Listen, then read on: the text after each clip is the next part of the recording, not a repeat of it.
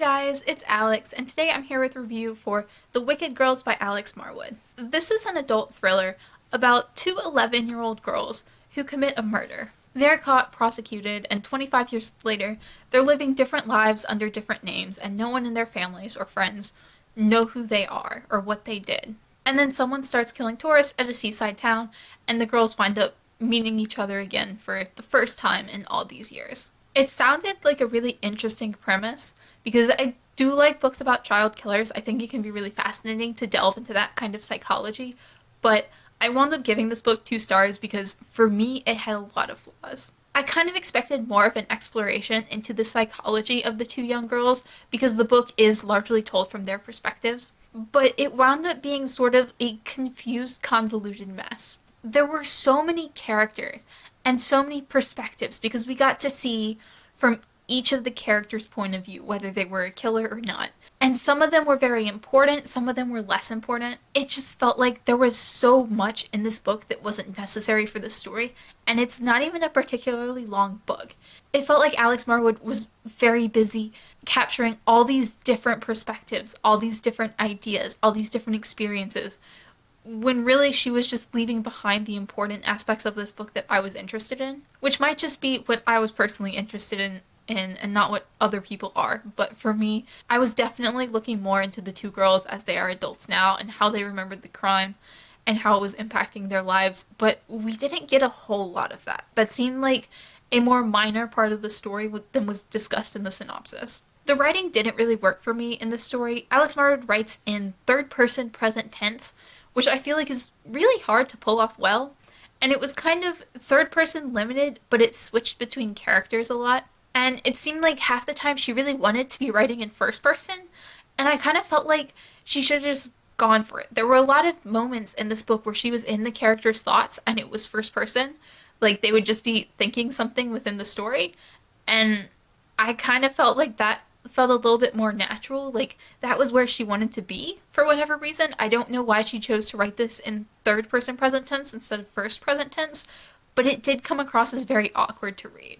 I wasn't the biggest fan of that. And the animal abuse in this book was so unnecessary but so expected at the same time. This was just one of those books that was just gonna throw everything bad that could possibly happen at you. And of course, as soon as animals were introduced, you knew it was going to happen. I knew it was going to happen. And it was just like, please, God, don't go there. It was so unnecessary for this story. It added nothing for the story. And it wasn't just about the animal abuse, because that was a very minor part. But it was about everything like that. That this book just wanted to throw everything depressing at you. Everything awful that could happen. It had to make it the worst possible situation. And it really didn't need to. It kept piling on. And I really wasn't here for it. Now, I have one more point that's kind of like my biggest point on this story and my biggest reason why it was 2 stars for me. And I'm kind of going to get into more of a discussion on thrillers as a whole, but for me, there are 2 major kinds of thrillers. There is sort of the very popular kind of thriller at the moment, which is centered around a singular plot twist or a singular secret. There's something within the story that the reader doesn't know that we're dying to find out.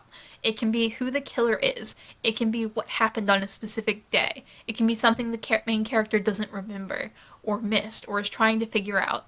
It can be anything, but it's centered around that one plot twist that we're going to find out in the end that is going to be a very dramatic moment for the story. And then there's the second kind of thriller that's more about the weaving of a whole story.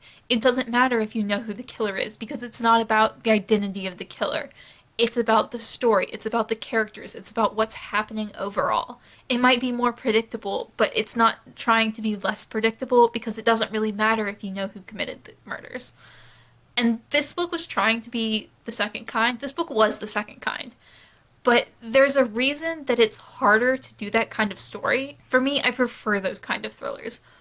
But they're much harder to do. It's easier to have a story that's thrilling because there's something you don't know that you're trying to figure out. It's easier to have that drive for a specific thing. It's harder to write a story where you know who the killer is, or you know what's going to happen, or you know everything, but the story itself is so thrilling that you have to keep going. It's harder to do that, but so much better when it's done right. It's just that it wasn't in this book because this book was trying to be that and it just failed for me. The book doesn't tell you who the killer is at the beginning, but it's fairly obvious, at least for me. It was fairly obvious, and it didn't seem like the book was trying to hide that from you at all. The killer made it fairly clear early on, and it kind of felt like that wasn't the point of the story. But then it didn't really have another aspect that was the point of the story. It didn't delve too much into the psychology of the girls or their relationship. It was more unraveling the story and unraveling all this information, but not in a way that really built anything new. And I found myself pretty bored throughout. I felt that this book took the easy way out when it came to the aspect of child killers.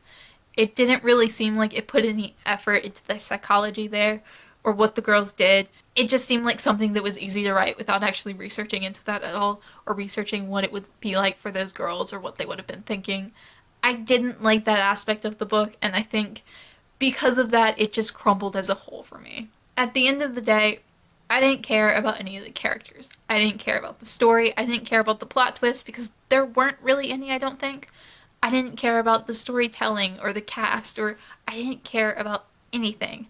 I read this book in a day, but it was a day of hard reading, and it was a day where I just wanted to get this book done because I didn't want to be thinking about it anymore.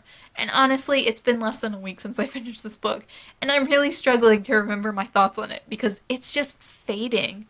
It was not a very good book.